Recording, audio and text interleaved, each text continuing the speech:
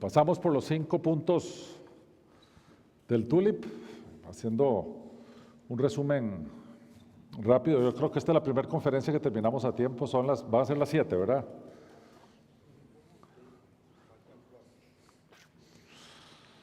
Siempre nos pasamos como una hora. Es Yanka el que se excede siempre.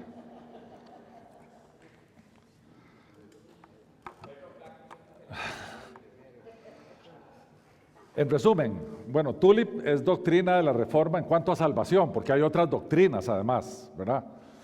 Ya vimos antes, hay eclesiología, hay todos los temas relacionados con los sacramentos, pero en términos de salvación, o los que les gusta apuntar las palabras complicadas, soteriología, que es el estudio de la salvación, soter es salvación, logos estudio, soteriología. Soteriología, el estudio de la salvación. TULIP es la doctrina de la Reforma en cuanto a salvación. Y como dijimos antes, la doctrina de la Reforma lo único que buscó es buscar la doctrina bíblica. Entonces lo que acabamos de ver es Biblia pura. Sé que hay temas que no nos agradan mucho. Sé que no nos gusta que exista la posibilidad de que nosotros cometamos pecados groseros. Existe. Lo hemos visto no solamente en la Biblia, sino en la vida real también. También sabemos que nuestro trabajo, como bien lo dijo Yanka, estamos en el negocio de la restauración de almas, no de la pisotear al que se cayó. Por lo tanto, si un hermano cae, nuestro trabajo es ir a levantarlo, no es a señalarlo con el dedo. Pero también es duro entender que nosotros estamos en una condición de muertos e inútiles y por lo tanto no podemos elegir a Dios, sino que tenemos que esperar a que Dios nos elija. O como dice Juan, amamos a Dios porque Él nos amó primero. Si Él no nos hubiera amado primero, no lo amamos a Él. Entonces, en resumen, la T que vimos antes, el ser humano está caído, perdido, muerto espiritualmente, no hay nada que pueda hacer, muertos en sus delitos y pecados.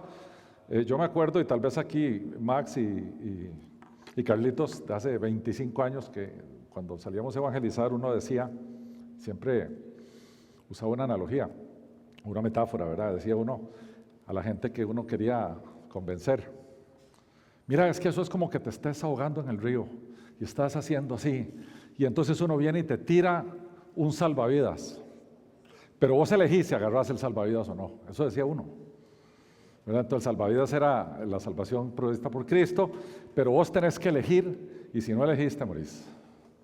La Biblia no dice eso. La Biblia dice que estamos muertos en nuestros delitos y pecados y los muertos no eligen coger salvavidas. Más bien estamos ahogados allá, metidos en el río, y el Espíritu Santo entra y nos hace nacer de nuevo, nos da vida nueva. Esa es la diferencia. Por lo tanto, estamos en esa condición.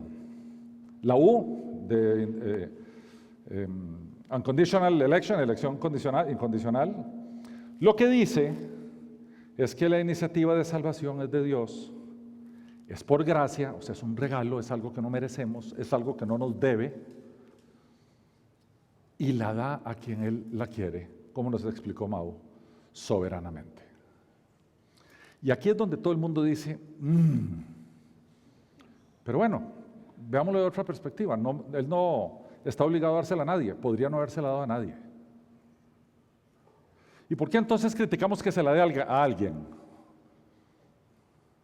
O hay otros que dicen, no, suave, un momentito. Tenés el grupo de los que eligen a Dios. Porque son más inteligentes que los que no lo eligen. Son más astutos que los que no lo eligen. Tenían más fe que los que no lo eligen. Porque yo puedo recordar, qué barbaridad. Fabri, tócalo ahí. Rojo. Se me olvidó apagar así. El que quiere venir detrás de mí, niéguese a sí mismo, tome su cruz cada día. Bueno, esa es mi cruz.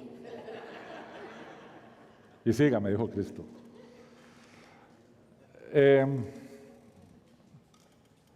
Y entonces, Si habemos dos y uno elige a Cristo y otro no, ¿por qué uno lo eligió y el otro no?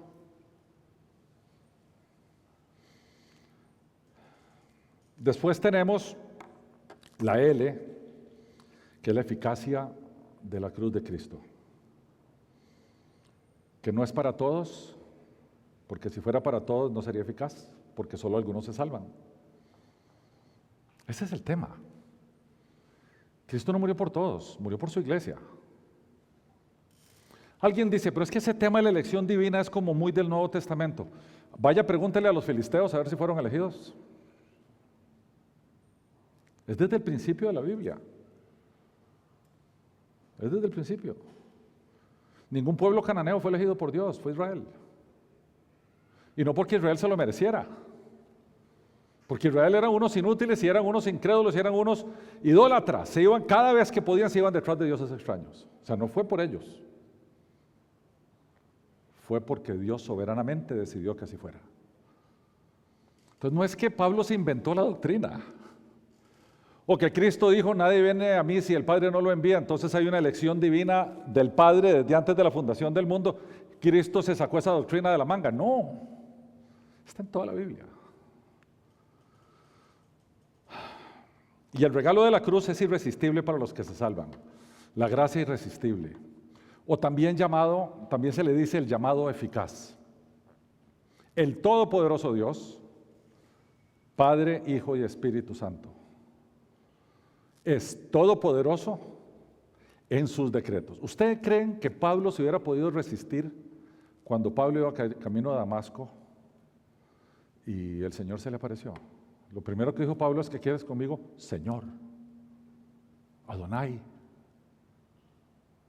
Apenas cayó, que no se sabe si del caballo o a pie, porque no dice la Biblia cuál caballo. La gente se cayó al caballo, vaya busquen, verán que no hay caballo. Eso no lo aprendí yo, me lo enseñó el sábado Fresi. Iba en algo, o se cayó de así, ¿verdad? No, pero se cayó. A ver si tuvo algún chance, ¿verdad? ¿O ustedes creen que Lázaro hubiera dicho, no, Señor, no quiero salir de mi tumba? ¿Qué pasó? Lázaro, ven fuera. ¿Y qué pasó? Salió. Cobró vida. El decreto divino se cumple. Por lo tanto, su llamado es eficaz. A quien pertenece a la iglesia, porque él decidió cuál era su iglesia, la llama eficazmente y viene. Y sin duda alguna, Dios no se equivoca. Dios no va a decir, mira, voy a salvar a Glauco. Ay, pero se me descocheró en el camino y lo perdí. Glauquito, no es que te vas a perder. No vemos a ese Dios, ¿verdad? Dios todopoderoso, creador del universo, conocedor de todo, diciendo, se me zafó alguno. Y tampoco nos vemos a nosotros con la fuerza para perseverar por nosotros mismos. Por eso la doctrina de la preservación de los santos. Porque de veras que el que empezó la buena obra, ¿sabe dónde la va a terminar? Cuando estemos glorificados delante de Cristo Jesús. Ahí se termina la obra. Y por tanto, primero, la salvación es trinitaria. El Padre, en su potestad, elige y decreta, desde antes de que el mundo y el universo existiera. Si tienen dudas, lean la carta a los Efesios, capítulo 1, versículos 3 y 4. El Hijo ejecuta. ¿El Hijo ejecuta qué cosa? Lo que el Padre decidió. Porque yo no vengo a hacer mi voluntad, sino la voluntad del que me envió, dijo Jesucristo. O cuando estaba en Getsemaní sufriendo, dice, no se haga mi voluntad, sino la tuya. El Hijo ejecuta. ¿Qué es lo que ejecuta? La salvación ¿de quién? De aquellos que el Padre ordena. Y por lo tanto el Padre, todos los que mi Padre me da, no he perdido ni uno, dice Jesús, todos los que vienen. Pero el otro texto es todavía más crítico. Nadie, esa es una negativa universal, nadie viene a mí si el Padre no lo envió. O sea, si el Padre no envía a fulano, fulano es absolutamente incapaz de venir a Cristo. Dice la Escritura. En una carrerita ese teólogo que decía Martin Lloyd Jones, R.C. Sproul, decía que lo invitaron a la universidad de Princeton que fue fundada por puritanos como una escuela bíblica. Después Princeton fue cambiando, pero fue fundada así. Y había un club de ateísmo, club de ateos. E invitaron a R.C. a hacer un debate sobre la existencia de Dios. Y él, antes de empezar el debate, les dijo: yo quiero hacer una declaración antes para poner las cosas en perspectiva. Ustedes, no es que ustedes creen que Dios no existe. Ustedes no quieren que Dios exista. Porque su problema no es intelectual, su problema es moral. Así empezó el debate. Porque yo les puedo dar todos los argumentos sobre la existencia de Dios y ustedes no van a querer que Él exista. Porque el ser humano no desea tener a un soberano sentado en el trono. A todo el mundo le fascina ver a Dios por todo lado. Ay, Dios me dio, Dios me guardó, menos sentado en su trono decretando. Ahí no nos gusta. Es el único lugar donde no nos gusta ver a Dios, sentado en su trono. Pero ahí está. El Padre elige y decreta. Jesús vino, ejecutó, se subió a esa cruz voluntariamente y murió. Y después fue resucitado entre los muertos como una prueba y evidencia de que Él era el Mesías que Él había dicho que era. Y el Espíritu Santo nos toca, nos hace nacer de nuevo, nos da el don de la fe, nos da el arrepentimiento que es de Dios y nos trae a la cruz de Cristo. Al mismo tiempo agarra a su iglesia y lo trae para que converse con aquel ante el cual le hizo nacer de nuevo, le dio la fe para creer y le dio el arrepentimiento que es para salvación, como dice Pablo en 2 Corintios, y alguno de nosotros va a estar en esa cita memorable en ese momento. Cuando aquel viene y dice: yo quiero saber de esto. Y uno solo tiene que proclamar a Cristo. Estas 5 doctrinas, llamadas TULIP, es un cuerpo completo de soteriología, de doctrina de salvación. Todas están conectadas, una tiene que ver con la otra. No se puede decir yo creo 4 de 5 o 3,5 de 5, porque no se puede. Y tocarlas o trastornarlas es meterse a jugar con los atributos de Dios, o con su omnipotencia, o con su soberanía, o con su santidad, o con algo del quien es Dios. Entonces ahí se las puse con tal vez una forma diferente de llamarlas para comprenderlas mejor. Depravación total, ahora le decimos corrupción radical. Elección incondicional, decimos elección soberana. Expiación limitada, podemos hablar de redención particular. Gracia irresistible le llamamos llamamiento eficaz, y perseverancia de los santos le llamamos preservación de los santos. Ese es el famoso TULIP. Pero resulta que el famoso TULIP se entrelaza con las 5 solas. La misma doctrina bíblica. Porque es la Escritura la que nos habla de todo esto. Porque todo esto pasa por la gracia de Dios, que es lo que hemos estado hablando. Que en su gracia, a través de la fe, la sola fide, que nos da el Espíritu Santo, para creer en solo Cristo, en quién es Cristo y qué hizo Cristo, obtenemos la salvación de la cual habla TULIP, y todo esto funciona para la gloria de Dios. Así que tenemos un cruce doctrinal perfecto. Y la única razón por la cual es perfecto es porque es bíblico. Es la única.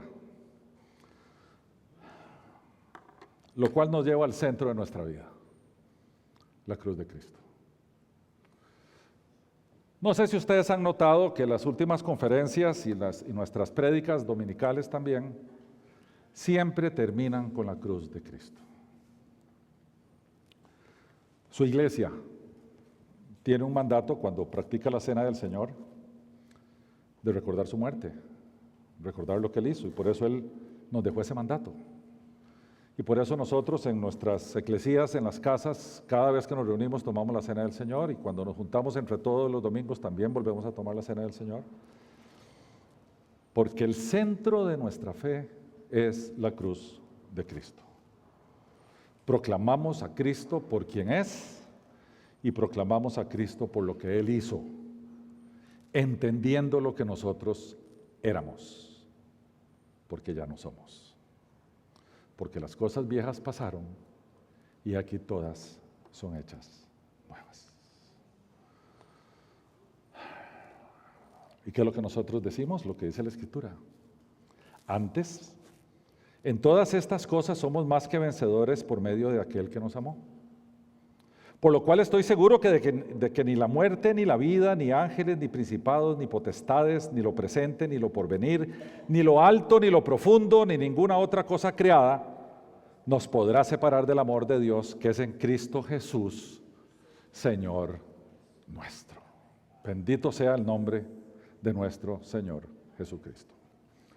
Si tienen alguna pregunta, por favor, en el chat de reuniones mensuales la pueden hacer. No sé si ya hay alguna por ahí. Sí, Rolo, aquí hay una. Dice, pregunta 1, si el ser humano no puede negarse a la gracia de Dios, entonces, ¿en qué estriba el pecado imperdonable? ¿Cuál se supone negarse a la voz del Espíritu Santo? ¿Negarse al llamado del Espíritu Santo? Ok. De acuerdo a Jesucristo, y este es todo un tema que podemos extendernos mucho, voy a tratar de hacerlo breve, solo hay un pecado que no se perdona y es la blasfemia contra el Espíritu Santo, y recordamos en qué momento es que el Señor nos explica eso. Fue cuando los fariseos estaban atribuyendo a Jesucristo, las obras de Jesucristo, a que eran hechas por un demonio, por Belcebú. Ese era el momento en que Jesús les dijo, qué bárbaros ustedes, ¿verdad? Yo hago las obras por el Espíritu Santo y por lo tanto están blasfemando contra el Espíritu Santo, y ese es el pecado imperdonable. Inclusive se extendió y dijo, pueden hablar en contra del Padre y de mí, pero del Espíritu Santo no se puede. ¿Por qué no se puede? Bueno, primero el Espíritu Santo santo es, pero también el Hijo es santo y el Padre es santo. O sea, la santidad es un atributo de Dios de las tres personas, porque las tres personas tienen todos los atributos. Es un solo Dios manifestado en tres personas consustanciales. ¿Cuál es el trabajo del Espíritu Santo? Convencer de pecado, de justicia y de juicio. ¿Cuál es el trabajo del Espíritu Santo? Regenerar al muerto, hacerlo nacer de nuevo.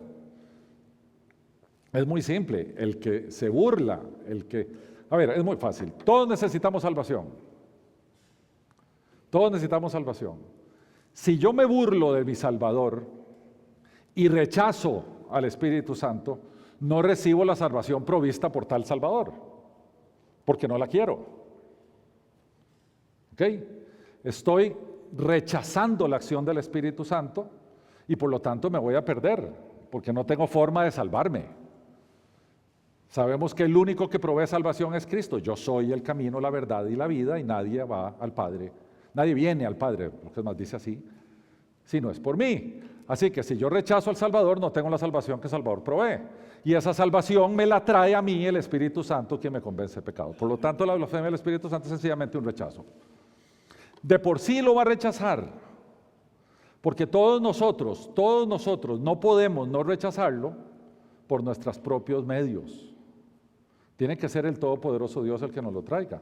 Eso es lo que tal vez más cuesta entender de la doctrina bíblica de la elección divina.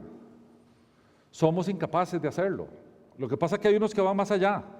No solo son incapaces, sino que rechazan expresamente, y hay otros que van más allá todavía. Se burlan y ensucian la salvación de Cristo. Y a esos el Señor dijo que es como darle perlas a los cerdos en el Sermón del Monte. ¿Hay otra?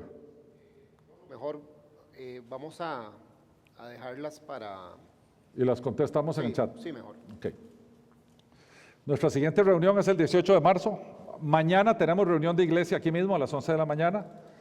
Nuestra siguiente conferencia es el 18 de marzo y vamos a tocar el tema ¿qué es ser cristiano? Aquí es donde se dividen los adultos de los niños. Aquí entendemos qué es una fe genuina y qué es una fe aparente, qué es una profesión de fe, qué es una confesión interna en el señorío de Cristo y qué no es. Y tenemos los temas que restan tenemos hasta julio, para que apunten las fechas y reserven los sábados. El 15 de abril vamos a tocar el tema más escabroso de todos, la revolución moral. Vamos a ver el libertinaje sexual, el homosexualismo, todo eso lo vamos a ver el 15 de abril. Y vamos a decir lo que la Biblia dice.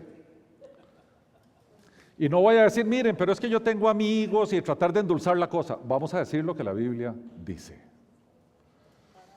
El 13 de mayo vamos a ver la ley y el evangelio, la diferencia entre una cosa y la otra.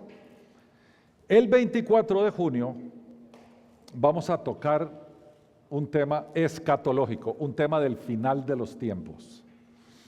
Y vamos a analizar las dos venidas de Jesucristo. Una como cordero a sacrificarse y la otra como el rey, como el león de la tribu de Judá que viene en su segunda venida a rescatar a su pueblo y a reinar aquí.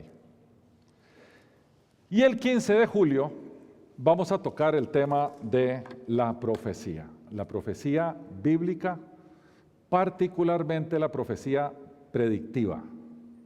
Hay dos clases de profecía, ¿verdad? No toda la profecía es predictiva. Todos los autores de la Biblia, de libros bíblicos, los hagiógrafos, son profetas, porque hablaron en el nombre de Dios, ¿verdad? Solo un 5% de la Biblia es predictivo, un 5%. El resto de los versículos no son predictivos, pero vamos a hablar de profecía predictiva. Vamos a ver cómo se baraja un poquitito eso, cómo podemos entender algunos métodos para poder entender las profecías de las Escrituras, y vamos a tratar de entenderlas a partir del análisis de la profecía de las 70 semanas de Daniel. A ver si nos alcanza el tiempo. Las 70 semanas de Daniel, para darles así un teaser, ¿verdad? Ahí profetiza con días, 400, casi 500 años antes de Cristo, el día en que Jesucristo iba a venir y que murió en la cruz. Así de preciso. Entonces vamos a ver cómo llegó ahí esa profecía de Daniel. Siempre en nuestras conferencias terminamos con una bendición, no nuestra, sino con una bendición bíblica, y la de hoy dice así, la tomamos del Salmo 32, y es para todos ustedes. Bienaventurado aquel cuya transgresión ha sido perdonada y cubierto su pecado. Bienaventurado el hombre a quien Jehová no culpa de iniquidad y en cuyo espíritu no hay engaño. Alabamos al Señor por su palabra y le damos infinitas gracias por habernos juntado aquí el día de hoy solamente para su gloria. Bendiciones a todos, que Dios me los bendiga, y a los que puedan venir mañana a las 11 de la mañana, nos vemos mañana.